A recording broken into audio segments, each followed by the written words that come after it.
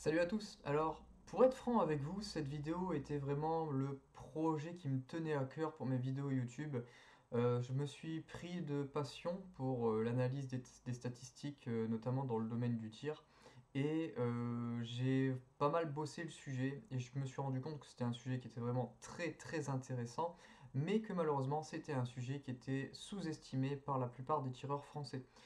Et j'ai envie dans cette vidéo de vous faire un petit électrochoc. J'ai envie que vous vous rendiez compte qu'on peut quantifier certaines données et que quand on sait les calculer, on peut même du coup sélectionner du matériel plus efficacement grâce à la compréhension des facteurs qui influencent la précision à longue distance. Alors sachez que cette vidéo va être un petit peu longue, elle va être en plusieurs parties. Je vais également écrire un article papier sur cette vidéo pour essayer de quantifier encore mieux certaines données et puis aller un petit peu plus loin parce que sinon on va se retrouver avec des vidéos qui vont faire des heures et des heures et ça n'a pas d'intérêt. Et d'ailleurs, je mettrai un lien dans la description en bas. Alors, si le lien n'est pas présent à l'instant où vous le regardez, c'est simplement que je n'ai pas encore fini l'article et donc je n'ai pas encore posté l'article. Donc, ne vous inquiétez pas, soyez un petit peu patient, revenez dans quelques jours et puis peut-être qu'avec un peu de chance, il sera arrivé. Alors, dans cette vidéo, je me suis grandement inspiré d'ouvrages qui existent déjà, notamment un très bon ouvrage, celui de Brian Litz, qui est un ingénieur balisticien. Son travail est vraiment super, on voit sa petite tête ici. C'est vraiment du travail de qualité. J'y ai rajouté un petit peu aussi j'ai essayé de rajouter ma pierre à l'édifice pour essayer de rajouter aussi quelques informations. Pas mal des données, notamment au niveau des variations. Certains tableaux sont directement basés de ce qu'il y a dans le livre, notamment par exemple ce qu'ils jugent être bon, médiocre, très mauvais. Ce sont des valeurs qui sont dans le livre et que j'ai réutilisées et adaptées avec mes données pour que tout le monde puisse un petit peu mieux comprendre et surtout les personnes qui n'ont pas la capacité de lire ce livre qui est entièrement en anglais, je vais essayer de restituer une partie des connaissances de cet ouvrage dans cette vidéo. Je pense que la plupart d'entre vous vous êtes déjà rendu compte que malheureusement toutes nos balles ne vont pas dans le même trou, ce serait trop beau. Mais est-ce que vous êtes déjà posé la question pourquoi toutes mes balles ne vont pas dans le même trou? Pourtant je suis quasiment sûr d'avoir donné le meilleur de moi-même. Bah, je suis désolé de vous l'annoncer, il y a tout un tas de facteurs qui vont influencer la trajectoire du tir. Et dans cette vidéo, on va regarder et analyser tous ces facteurs. On va essayer de le quantifier, de le chiffrer, et comme ça, vous aurez un petit peu une meilleure compréhension de votre environnement. Et vous pourrez aussi essayer de maîtriser votre environnement pour essayer d'avoir de meilleurs résultats. Alors, les facteurs principaux qui vont influencer la précision, eh bien, il va d'abord y avoir le tireur, parce que oui, nous ne sommes pas infaillibles. On peut se tromper lors d'un lâcher, on peut avoir des mouvements lors du lâcher qui ne sont pas réguliers, qui vont entraîner des différences sensibles. Le tireur est vraiment le gros point faible du système arme-tireur. C'est généralement le tireur qui entraîne le plus de variations. Maintenant, si on met le tireur de côté, on a tout un tas d'autres facteurs qui vont entraîner des différences sensibles. Notamment la qualité de l'arme. La qualité de l'arme, pour faire simple, une arme bas de gamme ne pourra jamais rivaliser en précision avec une arme très haut de gamme, avec des usinages et des tolérances qui sont parfaites, de la mécanique suisse. C'est vraiment un point qui est très important.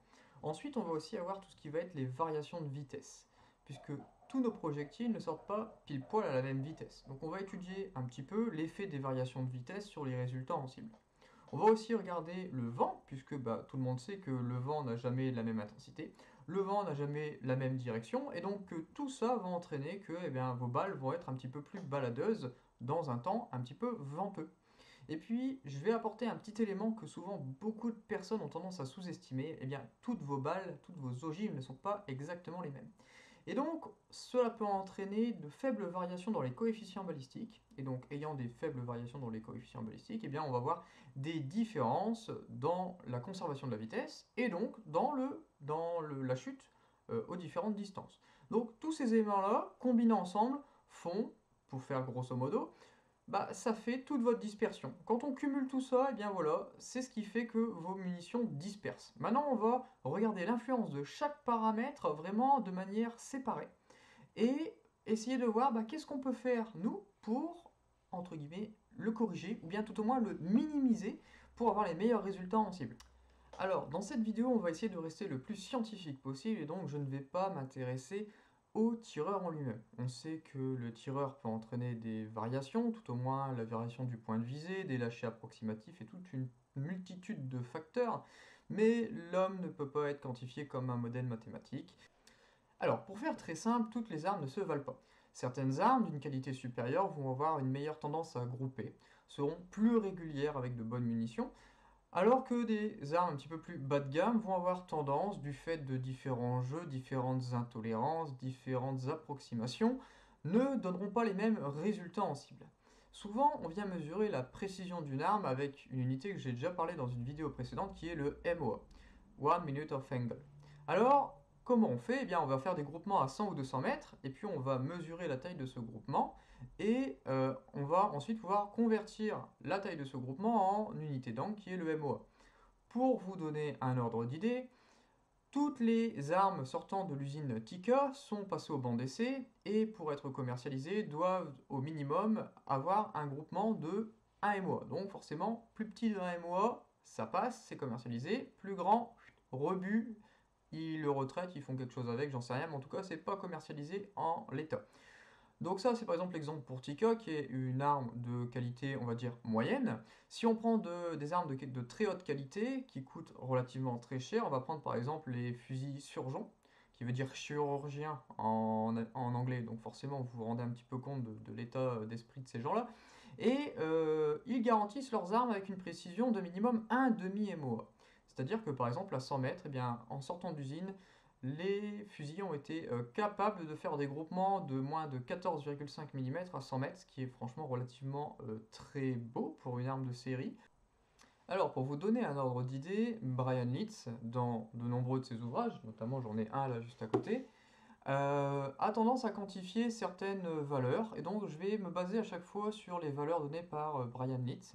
Alors, par exemple, il juge d'une arme qu'elle sera très précise si elle réalise des groupements de moins de 0,5 MOA. D'une précision moyenne si elle réalise des groupements de 1 MOA ou moins, et d'une précision plutôt médiocre pour des précisions de l'ordre de 1,5 MOA. J'ai une petite illustration en bas pour vous rendre compte à quel point la dispersion naturelle de l'arme est un facteur important. Si nous avons un groupement de 14,5 mm à 100 mètres, si la balle poursuit et va jusque 1000 mètres, eh bien vous voyez que ce groupement va passer à 145 mm. Alors ça reste relativement faible. Le jour où est-ce que vous êtes capable à 1000 mètres de faire des groupements où vous avez par exemple 10 balles là-dedans à 1000 mètres, franchement, je crois que j'ai plus rien à vous apprendre. Alors on va maintenant s'attaquer à un élément aussi très important qui est la munition. Si vous mesurez les vitesses de sortie de toutes vos munitions, vous vous rendrez compte qu'il y a une certaine variation de vitesse d'une munition à l'autre. Je prends un exemple par exemple de système de mesure. Bon bah voilà, ça c'est un magnétospeed, on vient le fixer au bout du canon et puis ça vient me donner les vitesses après chaque tir. Et donc du coup, on mesure toutes ces vitesses et puis on se rend compte qu'il y a une variation et on essaye de du coup quantifier cette variation. Alors pour quantifier cette variation, on utilise deux indicateurs qui sont vraiment très importants. Le premier, c'est ce qu'on appelle le SD, Standard Deviation en anglais. En français, on appelle plutôt ça l'écart type. Ça doit peut-être vous rappeler quelques petits rappels pour tous ceux qui ont été au lycée en scientifique, etc. Puis pour d'autres, hein. Et le ES, Extreme Spread, qui est en fait la différence maximale, c'est-à-dire la différence de la vitesse la plus faible et la vitesse la plus haute qu'on a enregistrée. Donc ces deux données vont permettre de quantifier la qualité d'une munition, tout au moins d'un point de vue vitesse. Alors, pour votre culture générale, on va faire très rapide, je suis pas là ici pour faire un cours de maths, même si ça pourrait l'être, hein. Ce qu'on appelle le SD, l'écart type, c'est en fait une valeur qui va nous permettre de regarder à quel point nos vitesses sont écartées autour d'une moyenne. Et donc, ce qu'on appelle vraiment écart type, si je prends ma moyenne, moins un écart type, ma moyenne, plus un écart type, et que je regagne toutes les munitions qui ont été dans cette plage-là, je vais me rendre compte que j'aurai 68% de mes munitions qui sont dans cette plage de vitesse. C'est la définition de l'écart type. Entre moins 2 écart types et plus 2 écart types par rapport à la moyenne, j'ai 95%, et entre moins 3 et plus 3, j'ai 99,7%. Donc ce que vous vous rendez compte, c'est que plus l'écart type est faible, et donc du coup, plus ma courbe va être pointu. Et donc plus j'aurai un grand nombre de munitions dans une petite plage de vitesse. Et donc j'aurai une meilleure régularité. A l'inverse, si j'ai un écart type qui est grand, ma courbe sera beaucoup moins pentue, elle sera beaucoup plus plate, et donc je vais me retrouver avec pas mal de vitesses qui sont relativement éloignées de la moyenne de chaque côté, et donc du coup j'aurai un grand nombre de munitions dont les vitesses seront plutôt éloignées de ma moyenne, entraînant des écarts en cible. Alors, ce que nous dit Brian Leeds dans son livre, c'est que pour lui, un écart type de l'ordre de 3 mètres par seconde, c'est très bon. 4,5 mètres par seconde, c'est moyen, et 6 mètres par seconde, c'est plutôt médiocre. Et donc, par conséquent, si on prend un exemple, eh bien, avec un écart type de 3 mètres par seconde, on a 99,7% de nos tirs, on va arrondir à 100%, qui seront compris entre 891 et 909 mètres par seconde. On prend un autre exemple, eh bien, je vais avoir cette même plage, mais à 95% de mes tirs, avec un écart type à 4,5. Ça veut dire quoi? Que j'aurai 5% de mes tirs qui auront une vitesse soit plus faible que 891, soit plus haut que 909, et que donc ces 5% de tirs risquent d'entraîner de grosses variations en cible, et donc c'est pour ça qu'on juge ça plutôt moyen. Donc, on va maintenant essayer de vous apprendre à traiter ces données et puis à calculer ces chiffres qui sont relativement très simples à avoir. Alors, on va faire une petite simulation. On imagine, je suis au stand, j'effectue 10 tirs et pour chaque tir, je note sur un petit bout de papier la vitesse correspondante. Je rentre chez moi et je synthétise tout sur un tableau et voici ce tableau. Donc, par exemple, le tir 1 a une vitesse de sortie de 895 mètres par seconde, le tir 2 901, le tir 3 899, etc. Et maintenant, je vais essayer d'analyser ces données pour en retirer des éléments qui vont me permettre d'analyser, de me rendre compte de la régularité de mes munitions. Alors je sais que tout le monde n'est pas copain-copain avec Excel, mais dans cette vidéo je vais vous montrer que Excel, ça va être un formidable outil pour nous filer un bon coup de main. Si je prends par exemple quelques outils mathématiques qui vont vous permettre de calculer très rapidement des valeurs, on les a là en bas. Par exemple pour calculer la moyenne du série, vous tapez directement égal moyenne, vous sélectionnez votre plage, vous faites entrer et directement il vous donne la moyenne de votre série. Donc pareil pour l'écart type, il va directement vous donner l'écart type en écrivant égal écart type standard, vous mettez votre plage et pareil il va vous donner la valeur de votre écart type. Il va vous donner tout un tas de valeurs et puis maintenant après on va apprendre à les lire et puis un petit peu à réfléchir autour de ça et les analyser. Et donc dans le cas des valeurs de notre simulation, de nos 10 tirs, eh bien, ce que nous répondrait Excel, ce serait tout bêtement, eh bien, votre moyenne est de 899,4 mètres par seconde, vous avez un écart type de 9,61, on va arrondir. La valeur minimale, votre tir le plus lent était à 875 mètres par seconde et votre tir le plus haut, le plus rapide, avait une vitesse de 910 mètres par seconde, ce qui nous fait un écart maximum de 35 mètres par seconde. Alors, si on se souvient de ce que Brian Leeds disait, il disait quoi? Eh bien, il disait que c'était médiocre pour un écart type de plus de 6 mètres par seconde. Alors là, on est plus que médiocre, on est à 9,62. Ça veut dire quoi? Déjà, ça veut dire que c'est une munition qui est d'une régularité plutôt moisie. Sans vouloir être méchant, c'est vraiment de la merde. On peut souvent rencontrer ces genres de vitesses quand on tire de la munition de surplus, puisque souvent, vous ne savez pas depuis combien de temps elle a été stockée. La poudre a peut-être perdu un petit peu de ses propriétés, donc elle n'a plus forcément la même puissance explosive d'une munition à l'autre. En plus de ça, les doses de poudre mises en usine sont peut-être pas forcément super régulières. Et franchement, c'est pas aberrant d'avoir des données comme ça sur de la munition de surplus. Alors, cette variation de vitesse à la bouche, on va la traduire en une variation de chute à 1000 mètres. Qu'est-ce que je vais faire? Je vais simplement faire une simulation avec la vitesse la plus faible et la vitesse la plus haute de la série. Comme ça, on va essayer de retraduire ça en une différence d'auteur, une différence de chute à 1000 mètres. Quand on regarde avec la vitesse maximale de notre série, qui était de 875 mètres par seconde, dans ma simulation, j'ai une chute de 949 cm à 1000 mètres. Avec la vitesse la plus importante, qui était 910 mètres par seconde, je me retrouve avec une chute de 863,7 cm. Donc on voit qu'il y a quand même une grosse différence dans la chute, et puis maintenant on va mettre une petite cible pour se rendre compte de manière un peu plus visuelle de cette énorme différence sur une cible. Alors, si votre fichier Excel, vous avez répondu que vous aviez une vitesse moyenne à 899, bah, qu'est-ce que vous avez fait? Vous avez corrigé votre chute pour être à 899 dans le milieu. C'est ce qu'on voit, donc le paquet central représente des vitesses qui sont proches de la vitesse moyenne, et donc pas de souci, on est dedans. Maintenant, ce qui se passe, c'est que vous avez des grands écarts quand on arrive aux vitesses extrêmes. Par exemple, la balle qui sort la plus vite, la balle qui sort à 910 mètres par seconde, elle va avoir tendance du coup à être plus insensible, tout simplement parce qu'elle va moins chuter du fait de sa grosse vitesse. Et donc c'est la balle qu'on a par exemple au niveau de la tête de la cible.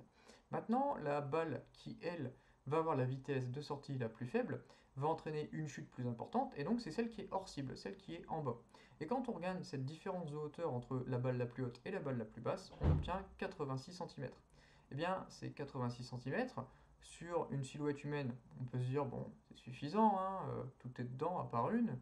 Maintenant, si on veut faire du point, si on veut tirer par exemple sur une cible qui a, je ne sais pas moi, 20 cm de diamètre, eh ben, je peux vous dire qu'il y aurait à peine 40% des impacts qui seraient dedans, puisque les variations de vitesse ont entraîné de trop grosses variations de chute, et donc ces variations de chute ont entraîné qu'on est au-dessus, en dessous, mais bien dedans, mais voilà, c'est variant, et donc du coup c'est important de se rendre compte que vos vitesses vont vraiment entraîner de grosses variations en cible. Et puis, je vous rappelle aussi qu'on ne sera pas capable de prédire d'une munition à quelle vitesse exactement elle va sortir. Si je mets deux munitions parfaitement identiques, vous pouvez prédire que celle-ci elle va sortir à 875 et puis que celle-là elle va sortir à 910. Vous faites quoi? Vous, ah, il y a pas mal de poudre dans celle-là, je sens qu'elle va partir un peu plus vite, elle va sortir à 900. Ah, puis celle-là elle me paraît un peu creuse, celle-là elle va partir à 875. Vous ne pouvez pas le prédire. Donc, ne pouvant pas le prédire, vous ne pouvez pas le corriger. La seule chose que vous pouvez faire, bah, c'est avoir une munition qui va être plus précise, qui aura de moins grosses variations de vitesse et qui vous entraînera de plus faibles variations en cible. Mais alors, me direz-vous, comment on va essayer d'améliorer ça? Bah, ça va être très simple. La qualité de vos munitions va entraîner vos résultats en cible. C'est-à-dire que vos munitions de surplus, qui sont un peu anciennes, qui sont faites dans grande série, avec des machines pas forcément super bien réglées, pas forcément très répétables, vont entraîner de grosses variations de vitesse et donc des résultats en cible plutôt médiocres. Par contre, quelqu'un qui va recharger lui-même ses munitions, qui va avoir tendance à faire très attention à son dosage de poudre, qui va peser sa poudre presque au millième de gramme près, qui va faire des munitions très similaires les unes aux autres, avec les mêmes enfoncements d'ogives au millième, la même masse de poudre au millième, avec des ogives pesées, etc., est capable d'avoir des variations de vitesse très très faibles.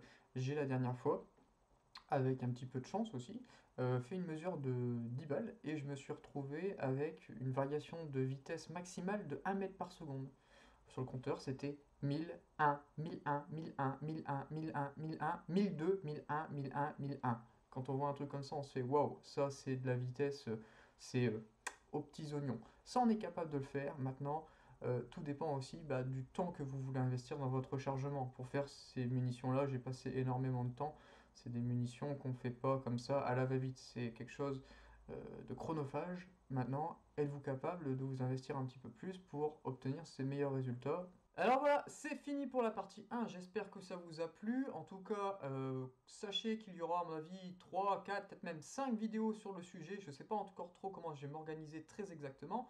Euh, Soyez abonnés, au moins vous aurez la suite si vraiment ça vous a plu. Si vous avez une question ou quoi que ce soit, n'hésitez pas à poser vos questions en bas sur YouTube, bien me trouver sur Facebook, je suis facilement trouvable, il n'y a pas de problème pour ça et je répondrai à vos questions. Et par contre, si vous jugez que vous n'avez peut-être pas tout compris, n'hésitez pas aussi à relire la vidéo. Au moins, peut-être qu'avec une deuxième lecture, vous comprendrez certains sujets qui sont peut-être un petit peu compliqués, qui sortent un petit peu des questions qu'on a d'habitude. Et voilà, en tout cas, j'espère vraiment que ça vous a plu. On se rejoint dans la prochaine vidéo. Allez, à bientôt!